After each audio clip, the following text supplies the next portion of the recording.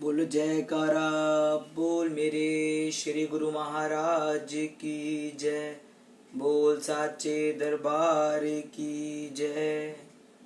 आज 18 अक्टूबर 2022 वार मंगलवार, मैं आनंद सिंह अमृतवाणी सेवा ट्रस्ट एवं श्री हरिहर सत्संग मंडल की तरफ से अपना दैनिक सत्संग आप लोग के सामने प्रस्तुत करता हूँ।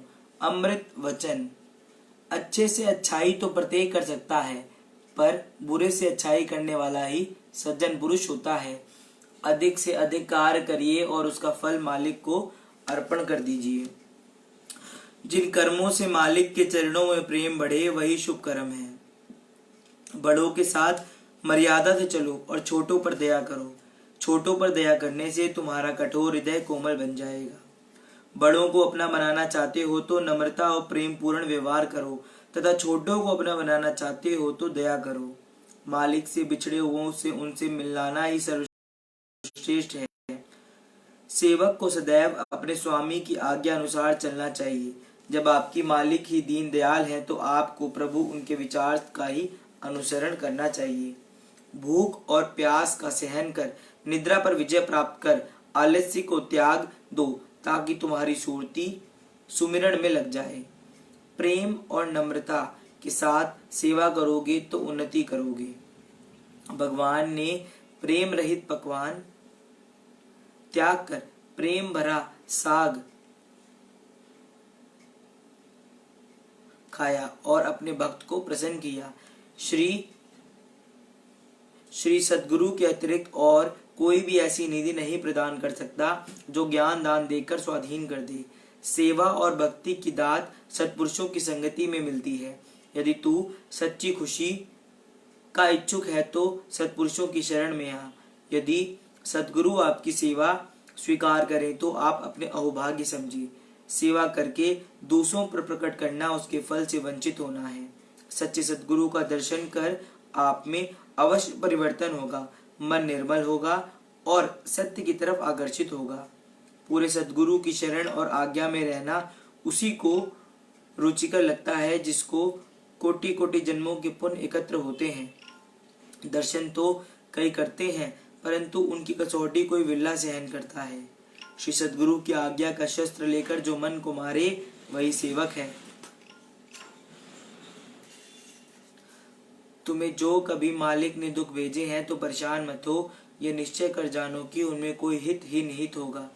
शब्द अभ्यासी के आंतरिक जागृति होने के कारण जड़ पदार्थों के झकोले चलायामन नहीं कर सकते। प्रतिदिन मालिक के चरणों में प्रार्थना करो तो सफलता प्राप्त होगी, बुद्धि में प्रकाश होगा और सत्कर्म की शक्ति उपलब्ध होगी।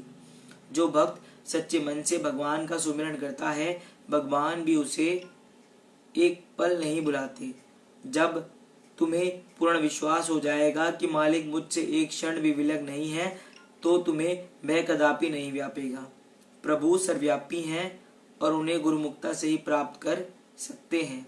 सार्थक से सार्थक धन वही है जो परमार्थ में व्यय किया गया है। अगर बरकत या बख्शीश चाहो तो नम्रता सहित सद्गुरु की सेवा करो। सत्पुरुषों की वाणी, अकाल पुरुष की आज्ञा समझ शिरोधार्य करो। दुनिया में रहो मगर दुनिया को अपने मन में मत रहने दो।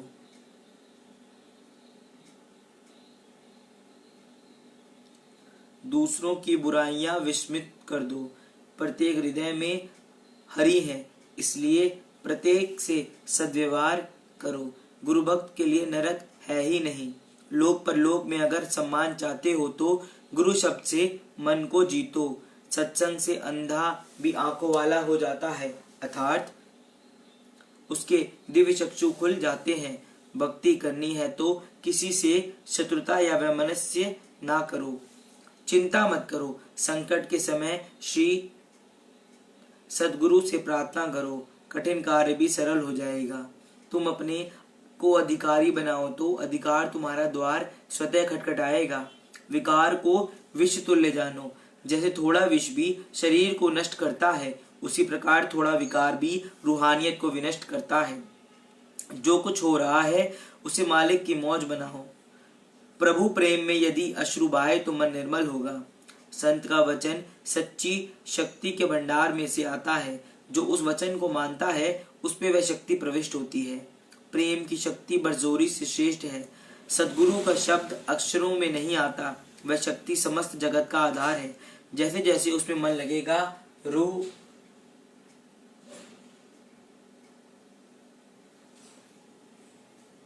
शक्तिशाली होती जाएगी।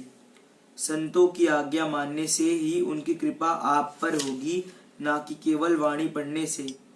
सर्दी गर्मी मान अपमान सहन कर लो, विजय पतन दोनों में प्रसन्नता व गम से रहित रहो।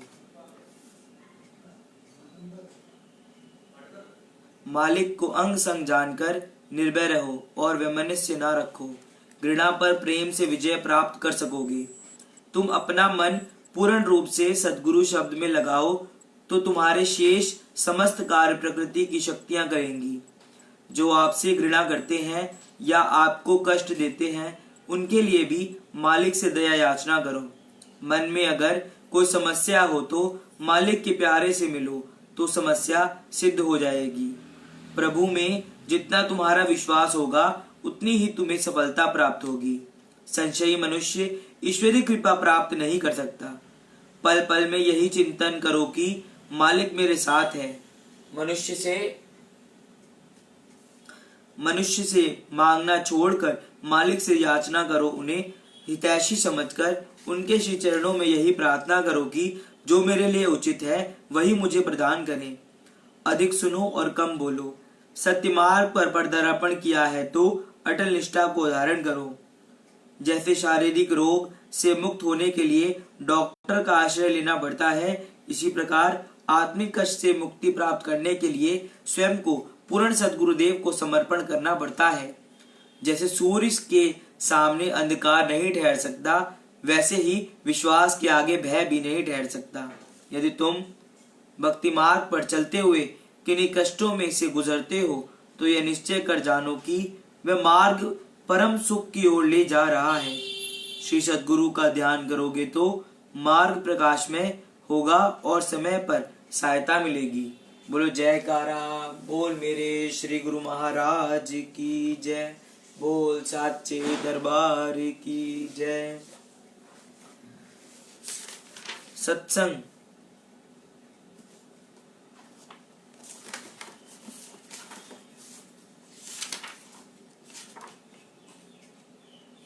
मन का विवेचन। शाश्वत संगीत को सुनने के लिए मन को अपना कार्य क्षेत्र बदलने के लिए प्रेरित करना होगा और उसे अंतर्मुखी बनाने का अभ्यास कराना होगा। इस अध्याय में यह बताया जाएगा कि मन क्या है और ये कार्य कैसे करता है, किन कारणों से यह उधर उधर भटकता है और इनमें परिवर्तन कैसे लाया जा सकता है। परंतु फिर भी इसकी प्रमुख विशेषताओं का बताने का पूर्ण प्रयत्न किया जाएगा। मूक शक्तियों जैसे बाप विद्युत आदि इस ब्रह्मांड की सबसे अधिक शक्तिशाली शक्तियों में से एक है।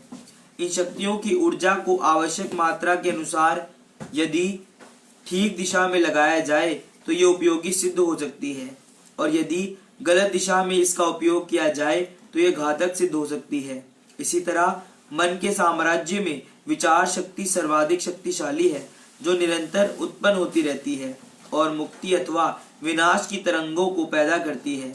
इस विचार शक्ति को यदि आध्यात्मिक नियमों के अनुरूप दिशा दे दी जाए तो ये प्रगतिशील और रक्षक बन जाती है, परंतु यदि इसे विपरीत दिशा की ओर मोड़ दिया जाए तो ये विघटनकारी और आत्मघाती बन जाती है। वैज्ञानिकों के लिए मन की निश्चित स्थिति बताना बहुत कठिन ही नहीं बल्कि असंभव है। केवल महापुरुष ही हमें वास्तव में ये बता सकते हैं कि मन क्या है और ये कैसे कार्य करता है। संतों द्वारा मन की तुलना एक नदी से की गई है।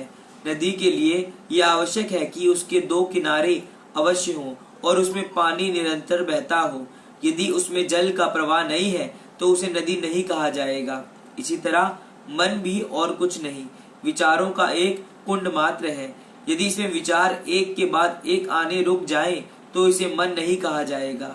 इस आत्मा का निवास स्थान सचखंड सर्वोच्च आध्यात्मिक लोक है। वहां से आत्मा निम्न लोकों भौतिक जगत में स्वयं को अभिव्यक्त करने के लिए आती है।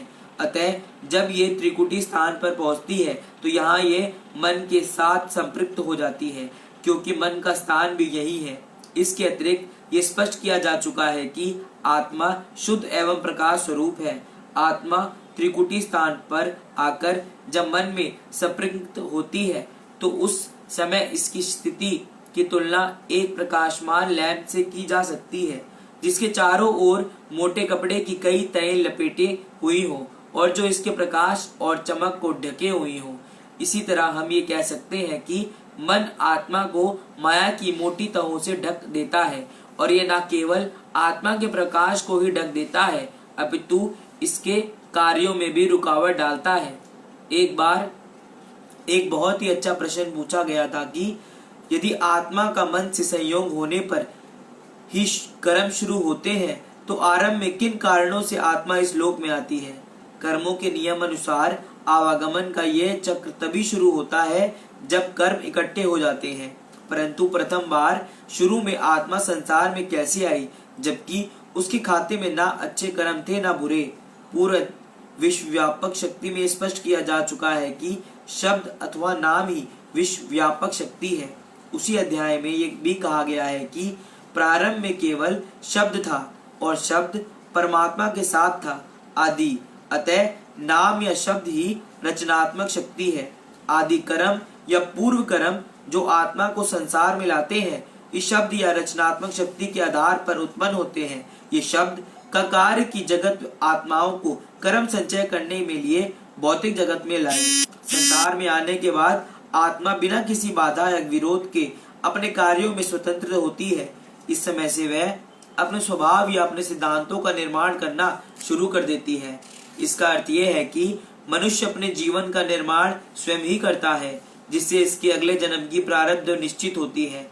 तब वह सुख दुख आनंद शोक यश उपयश के बीच डोलने लगता है और उसके अपने कर्मों की शुरुआत हो जाती है। यहाँ से उसके आवागमन की लंबी यात्रा का चक्र शुरू होता है। उसका प्रत्येक कार्य उसके कर्मों के खाते में जमा हो जाता है, जो अपने मन के सहयोग से ही किए जा रहे होते हैं। संत महापुरुष हमें अपने भीतर के प्रौढ़ अनुभव बताते हैं। उनके अनुसार मन में अपने पाप कार्य करने की शक्ति नहीं है। ये ना तो स्वचेतन है और ना ही स्वयं क्रियाशील है। ये स्वयं किसी भी कार्य को आगे बढ़कर करने में असमर्थ है। जैसे एक बहुत सूक्ष्म यंत्रों वाली मशीन कार्य तभी कर सकती है जब तक उसके चेतन बिजली के स्विच को दबा दिया जाए, उसी तरह मन भी चाहे अत्यधिक संवेदनशील और शक्तिशाली है, वह कार्य केवल तभी कर पाता है जब चेतन शक्ति आत्मा द्वारा परिचालित होता है। ये मन स्वेच्छा से कुछ नहीं कर सकता और ना ही इसके अतिरिक्त दिशा में, जिसमें वह सही प्रकार से प्रशिक्षित किया गया है, कुछ कर सकता है। पाश्चात्य मनोविज्ञान में आत्मा और मन दोनों को मिला दिया गया है। मन जड़ है और आत्मा द्वारा ही क्रियाशील है। यदि हम अपने अंत्य जगत की खोज करने के इच्छुक हैं तो हमें मन और आत्मा के इस मूलभूत अंतर को अवश्य समझ लेना चाहिए। जैसे कि ऊपर कहा गया है कि मन केवल एक मशीन है जिसका इच्छाओं रूपी ईंधन से पोषण होता है। इंद्रियों के रस रूपी विषय से उसे तेल मिलता है और आत्मा द्वारा वह क्रियाशील होता है। किसी भी अन्य जड़ वस्तु की तरह मन ना सोच सकता है और ना कोई योजना ही बना सकता है जब तक कि वह आत्मा में संपृक्त ना हो, जो उसके पीछे परिचालक शक्ति है और इस मशीन के माध्यम में इस भौतिक जगत में कार्य करती है। उदाहरण स्वरूप आप आरी यंत्र को ले लो। यदि कार्य करते करते कार्य करने वाले का हाथ उसकी धार से कट जाए तो क्या आरी को कुछ दुख होगा या फिर लकड़ी के लट्ठे को काटने में उसे कुछ घृणा प्रतीत होगी? नहीं, अस्थि हो या लकड़ी, उसके लिए दोनों बराबर है। उसका धार को जिस दिशा में काटने के लिए रखा जाएगा वह उसी को ही काट देगी। इसी प्रकार मन को ना दुख होता है और ना सुख। जिस प्रकार किसी भी मशीन को चलाते के लिए विद्युत की आवश्यकता है वह उसकी चालक शक्ति है, ठीक उसी प्रकार मन के लिए आत्मा परिचालक शक्ति है। क्योंकि विद्युत और आत्मा ये दोनों परिचालक शक्तियां हमें दिखाई नहीं देती, अतः हम यह समझ लेते हैं कि ये मन ही है जिसके द्वारा सभी कार्य हो रहे हैं। परंतु तथ्य यह है कि संसार में हमारी सभी क्रियाओं के पीछे आत्मा ही है, अत्यधिक शक्तिशाली यंत्र है ये मन। इसे यदि नियंत्रण में रखा जाए तो ये बहुत वफादार सेवक है, और यदि इसे ढीला छोड़ दिया जाए तो बहुत बुरे स्वामी के समान है। यात्रा के लिए कार बहुत उपयोगी साधन है, परंतु यदि इसे ध्यान पूर्वक और नियंत्रण में चलाया जाए तो ठीक, नहीं तो ये कार चालक के लिए दुख रूप सिद्ध हो सकती है। कार की अपनी कोई इच्छा नहीं होती, वह तो कार चालक की ही होती है। मन के साथ भी ठीक यही है। ये आपका सेवक है, जिसे परमात्मा ने कृपा पूर्वक आपकी सेवा के लिए और आपके आदेशों का पालन करने के लिए मुकर्रर किया है। परंतु यदि आप इस पर नजर ना रखोगे और इसे अपने मालिक बना लोगे तो यह निश्चित है कि यह आपको परेशानियों के गर्त में ले जाएगा। यह तो कभी तर्क वितर्क भी नहीं करेगा, क्योंकि इसे तो कुछ सामान्य ज्ञान भी नहीं है। इसे जब कार्य करने के लिए प्रेरित किया जाता है तो ठीक उसी आदेश के अनुसार स्वचालित रूप से यह केवल क्रियामात्र कर देता है। बोलो जयकारा, बोल मेरे श्री गुरु महाराज की जय, बोल साचे दरबार की जय। सत्संग प्रवचन श्री द्वितीय पातशाही जी महाराज। प्रत्येक जिज्ञासु की यह इच्छा होती है कि मन पर विजय पा लिया जाए, परंतु मन को वश करने के साधन जो ये जीव करता है, इससे मन वश में नहीं आ सकता, बल्कि उसका सारा परिश्रम व्यर्थ चला जाता है। जैसे कि किसी पशु को अत्यधिक खिलाते पिलाते रहो, उससे कोई काम ना लो और फिर यह चाहो कि वह मोटा भी ना हो, तो ऐसा कभी नहीं हो सकता। वह तो खाने पीने में होशियार और कार्य करने में प्रमादी बन जाएगा। ऐसा ही मन बड़ा चंचल है और माया के मलिन संस्कारों में रहकर इसे मायावी कार्य में व्यस्त रहना ही प्रिय लगता है। मायावी सुख ऐश्वर्य के प्रसाधनों को जुटाकर यह कहे कि मन उस ओर ना जाए, ऐसा तो कभी हो ही नहीं सकता। भक्ति की ओर कभी ध्यान भी ना दे और चाहे कि मन पर विजय पा ली जाए, ये व्यर्थ कल्पना है। सुख चैन की निद्रा में सोकर विपक्षी दल को परास्त नहीं किया जा सकता, जब तक यह विदित ही नहीं कि विपक्षी दल शत्रु भावना लिए हुए हैं, तब तक उसे परास्त करने की भावना जागृत नहीं होती। फिर शत्रु को मित्र समझकर सुख की निद्रा में सोए तो शत्रु ने तो आक्रमण करना ही है। इसी प्रकार मन माया से मिलकर शक्तिशाली बनता जा रहा है। संत महापुरुष बतलाते हैं कि मन को मित्र ना समझो, ये तुम्हारा शत्रु है। मन को वश में करने के लिए मन से परामर्श मत करो। इस शत्रु को वश में करने वाले समय के संत सदगुरुदेव ही होते हैं, इसलिए सदगुरुदेव जी से ही मन को वश करने की सलाह करनी चाहिए। सदगुरु ही मन को पकड़ने की युक्ति बता सकते हैं। मन तो माया की ओर शीघ्रता से जाता है, सदगुरु के शब्द से इसका रुख मोड़ना चाहिए।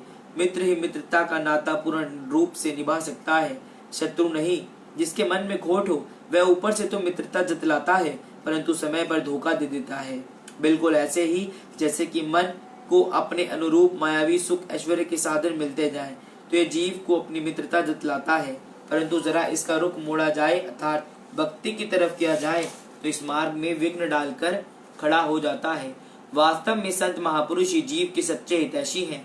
वे इस लोक में भी सत्य मार्ग दर्शाते हैं और परलोक में भी साथी बनते हैं।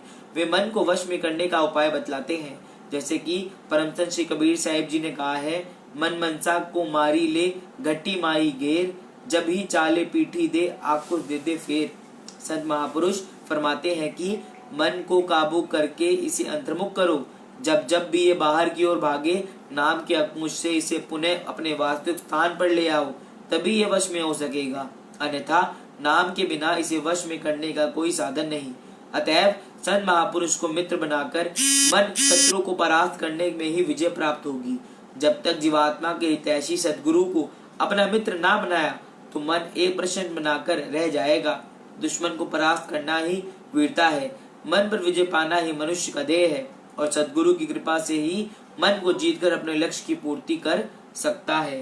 बोलो जयकारा, बोल मेरे श्री गुरु महाराज की जय, बोल साचे दरबार की जय। आज अपना दैनिक सत्संग हम यहीं पर समाप्त करते हैं। राम राम, जय सच्चिदानंद, सत श्री अकाल।